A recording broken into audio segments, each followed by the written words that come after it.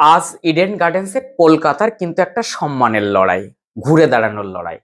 একেবারে গাড্ডায় পড়ে যাওয়া কেকেআর পরপর 3টে ম্যাচ বিশ্রীভাবে হারার পর আজ কিন্তু লক্ষ্ণের সামনে ঘরের মাঠে আজকে কেকেআর ঠিক কেমন ফলাফল করবে, ম্যাচ প্রেডিকশনটা বলবো। আবহাওয়ার সংবাদ কি আছে, খেলা কি হবে, লাস্ট ম্যাচ তো ভাগ্য জোরে 1 পয়েন্ট পেয়েছে কেকেআর। বৃষ্টি না হলে হয়তো ম্যাচটা হাত, তো অজিঙ্ক্য রাহানে একটা ঐতিহাসিক ভুল করে ফেলে। অ্যাকচুয়ালি অজিঙ্ক্য রাহানে কি কেকেআর এর মতন একটি দলের ক্যাপ্টেন হওয়ার যোগ্য, এটা নিয়েও কিন্তু একটা প্রশ্ন উঠছে।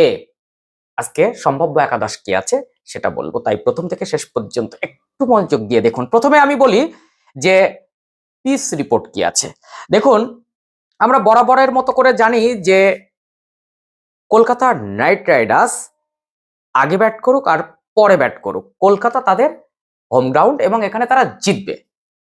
কিন্তু এবছর একেবারে যেন উলাটপুরাণ শুরু হয়েছে। তাই দেখুন, এখানে কলকাতা কিন্তু একটু হলেও ব্যাকফুটে থেকে নামছে, একটু না অনেকটাই ব্যাকফুটে থেকে তারা মাঠে নামছে।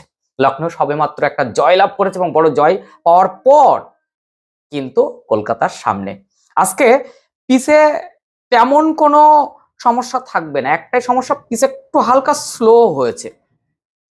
রান যে আপনি 220-25 দেখবেন, এইটা একটু সমস্যা এবার রয়েছে মনে হচ্ছে। তাই 180 থেকে 200 এর মধ্যে রান করতে পারলে কিন্তু বেশ একটা টক্কর হবে, এটাই কিন্তু অভিজ্ঞ জনেদের মত। যারা ক্রিকেট বিশেষজ্ঞ তাদের এই অভিমতটা রয়েছে। বৃষ্টির কথা মাথায় রেখে তাই টসে জিতে আগে ফিল্ডিং করে নেওয়াটাই শ্রেয়, এবং এটাই কেকেআর করবে। যদি টসে জেতে তাহলে তারা চেস করবে, কারণ পরিসংখ্যান দেখে এগোনো যাবে। যদিও আজকে খেলাটা হয়তো 20 ওভার হবে, আবহাওয়ার যা রিপোর্ট তাতে দেখা যাচ্ছে টস যার তারা কিন্তু ফিল্ডিং করে নেবে। কলকাতা নাইট রাইডার্স টসে জিতলে ফিল্ডিং করবে, লখনৌ ঠিক তাই করবে। এবার আমি সম্ভাব্য একাদশটা আগে বলে আসি। দেখুন, কলকাতা নাইট রাইডার্স কিন্তু টিমে অনেক একেবারে পরিবর্তন করার একটা প্ল্যান কিন্তু নিয়েছে, কিন্তু সত্যি কি পরিবর্তন করা উচিত? আমার মনে হয়েছে কোথাও না কোথাও টিমে আসুক না একবার সেই টিম শেপার্ডের সঙ্গে ফিন অ্যালেন। আমরা বিশ্বকাপের কথা মাথায় রেখে ইডেন গার্ডেন্সের সেই ঐতিহাসিক ম্যাচের কথা মাথায় রেখে একটা ম্যাচ খেলিয়ে দেখি না। আমরা কোথাও না কোথাও রবরাম পায়েলকে কিন্তু একটু একটু মিস করছি, তার দরকার। কারণ রাসেলের ভূমিকাটা কে নেবে, সেখানে রাসেলের জায়গাটা কেউ নিতে পারছে না। তাই রোবমান পাওয়েল যদি এইখানটা খেলতে পারে তাহলে কিন্তু একটা ওই ভূমিকা তিনি পালন করতে পারবেন। আজকে কি নারিন ফিরে আসবেন, সংশয় রয়েছে। আজকে কি বরুণ চক্রবর্তী ফিরে আসবেন, সংশয় রয়েছে। তাই Ajinkya Rahane captain, Finn Allen, Cameron Green, Ankush Raghuvanshi, Rinku Singh, Ramandeep, Anukul Roy. এইবার আমি এই জায়গাটায় আপনাকে দুটো রাখছি নাম, সুনীল নারিন আর রোবমান পায়েল। বরুণ চক্রবর্তীরও আমি দুটো রাখছি, বরুণ চক্রবর্তী আর নবদীপ সাইনি, আর বৈভব আরোরা, কার্তিক ত্যাগী। দেখুন, ইম্প্যাক্ট প্লেয়ার কে হবেন, সেই মুজারবানি। এবার আমি যদি লখনৌর দিকে যাই, টিমটা হয়তো চেঞ্জেস হবে না, অপরিবর্তিত টিম থাকবে। Aiden Markram, Mitchell Marsh, Rishabh Pant, Nicholas Pooran এখনো ঠিকঠাক করে চলে ওঠেননি, আব্দুল সামাদ, মুকুল চৌধুরী, সিদ্ধার্থ, আবেশ খান, মোহাম্মদ সামি, দিগ্বিদেশ সিং রাঠি।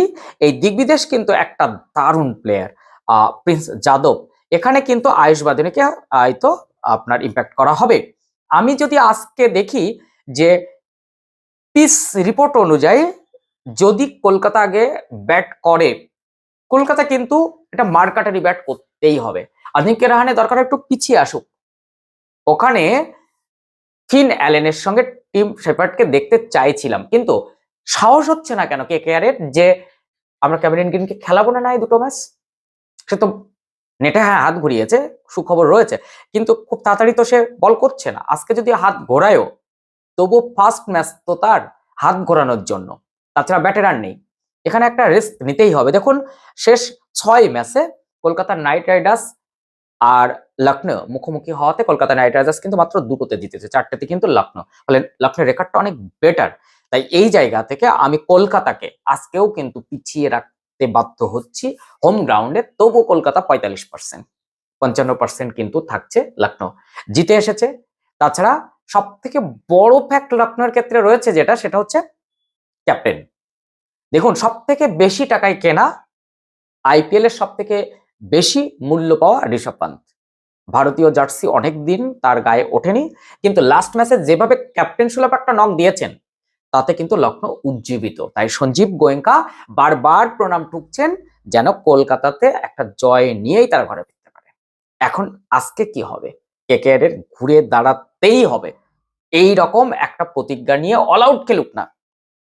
দেখুন, কেকেআর এর টিমটা এবছর ঠিক সেই রকম টিম নেই। আপনি অন্যান্য খেলাগুলো দেখলেন তো?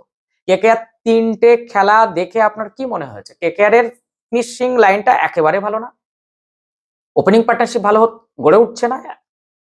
এই জায়গাগুলো থেকে আমি অবশ্যই বলবো কেকেআর কে আজকে ঘুরতে গেলে একটু টিমটাকে এদিক ওদিক করতেই হবে, একটু রিস্ক নিতেই হবে। তাতে যদি মনে হয় যে অবশ্যই টিম শেপার্ডের সঙ্গে ফিন অ্যালেনকে খেলাতে হবে, তাহলে তো কোনো কথাই নেই। এবং কেকেআর সমর্থকরা ম্যাচ হেরে গেলেও একবার অন্তত তারা হাতে তালি দিয়ে বলবে যে না, একটা দম নিয়ে সিদ্ধান্ত নেওয়া হয়েছে। আজকে কি হবে? হয়তো সেরকম কোনো সিদ্ধান্ত হতে চলেছে, দেখা যাক। তবে টসে জিতলে কিন্তু ফিল্ডিং করবে অজিঙ্ক্য রাহানে, আর ভুলটা করবে না যেটা লাস্ট ম্যাচে ভুলটা করেছিল এবং সবার কথা শুনেছিল। জানি না ক্রিকেটটা ভুলতে চলেছেন কিনা অজিঙ্ক্য রাহানে, না এতটা চাপে তিনি ভুল সিদ্ধান্ত নিয়ে ফেললেন। অ্যাকচুয়ালি তার একা সিদ্ধান্ত না, পুরো টিমটা। তাহলে কিন্তু নায়ের বাবিরও কিন্তু অঙ্গুলি নির্দেশ করব, সেখানে আমি বিখ্যাত অস্ট্রেলিয়ানকেও কিন্তু অঙ্গুলি নির্দেশ করব। আপনারা তো দায়িত্বে আছেন, শুধু অজিঙ্ক্য রাহানের উপর চাপিয়ে দিলে চলবে না, সিদ্ধান্তটা আপনাদেরও থাকে।